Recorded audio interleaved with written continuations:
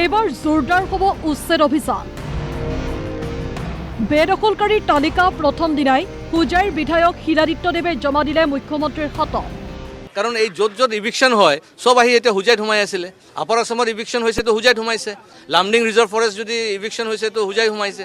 সেইকাৰণে আমি ভালকৈ তদন্ত কৰি আমি এইবিলাক আইডেণ্টিফাই কৰি আমি ৰিকুৱেষ্ট কৰিম যে ইমিডিয়েটলি এইবিলাক ঠাইত মানে ইভিকশ্যন হ'ব লাগে। ধুবুৰীৰো বেদখলৰ তালিকা নতুন বিধায়ক জীৱেশ ৰয়ে দিলে মুখ্যমন্ত্ৰীক। সাৰ্জিক্যাল স্টেট বিলাসীপাড়াতো ডেফিনেটলি হ'ব।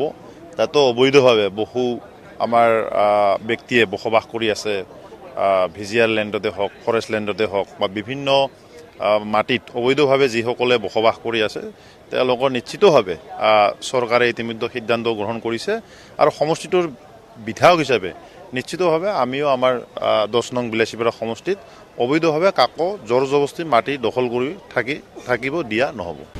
একেদৰে সংবিধান ৰক্ষাৰ শপত লৈয়ে মুখ্যমন্ত্ৰীক বেদখল উচ্ছেদৰ বাবে আহ্বান জনালে দুধনৈৰ বিধায়ক টংকেশ্বৰ ৰাভাই। যিসকল সন্দেহ ব্যক্তি তেখেতসকলৰ দায়িত্ব চৰকাৰে কিয় ল'ব? তেওঁলোকে য'ত যায় যাব।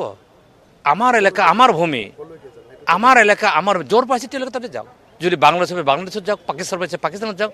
আমাৰ ভূমি, আমাৰ জাতি, আমাৰ সংস্থা, আমাৰ সংস্কৃতি যে দখল কৰিব তাক উচ্ছেদ কৰাৰ ভিতৰত গভৰ্ণমেণ্টখনে কেতিয়াও দায়িত্ব ল'ব নোৱাৰে। জোৰ পাইছে তেখেতসকলে ঘূৰি যাওক। এইখন আমাৰ অসম, এইখন খিলঞ্জীৰ অসম, এইখন ভূমিত্ৰৰ অসম। গতিকে ইয়াত খিলঞ্জীয়া ভূমিত্ৰ বৃহত্তৰ অসমে যাতে প্ৰভুত্ব থাকিব, তাত যি অবৈধ নাগৰিকৰ ক্ষেত্ৰত চৰকাৰৰ কোনো ভূমিকা নাই। কমলপুৰৰ বিজেপি বিধায়ক দিগন্ত কলিতা লাগি আছে মাইকত আজান দিয়া বন্ধ কৰাত। দিগন্তৰ মতে কমলপুৰত শতাধিক মছজিদ আছে।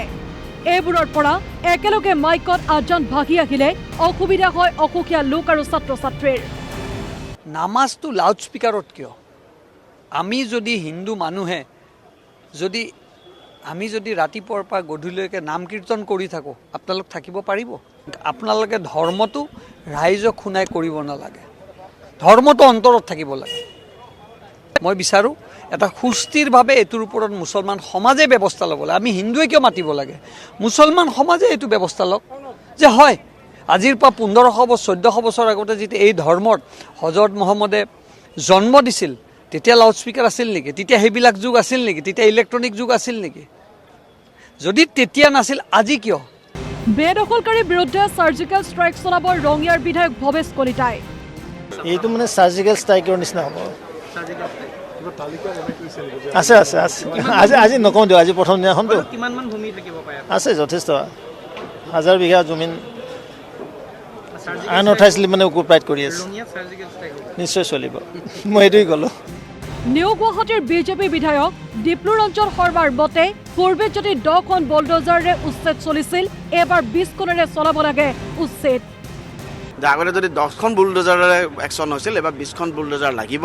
মাননীয় মুখ্যমন্ত্ৰী ডাঙৰীয়াই কৈছে যে 2021 চনৰ পৰা 2026 চনলৈকে 1.5 লাখ বিঘা ভূমিৰ পৰা অবৈধ সংদেশযুক্ত নাগৰিকক উচ্ছেদ কৰা হৈছিল আৰু এবাৰ 5 লাখ বিঘা ভূমি টাৰ্গেট। গতিকে অবৈধ দখলদাৰীৰ প্ৰতি সতৰ্কবাণী।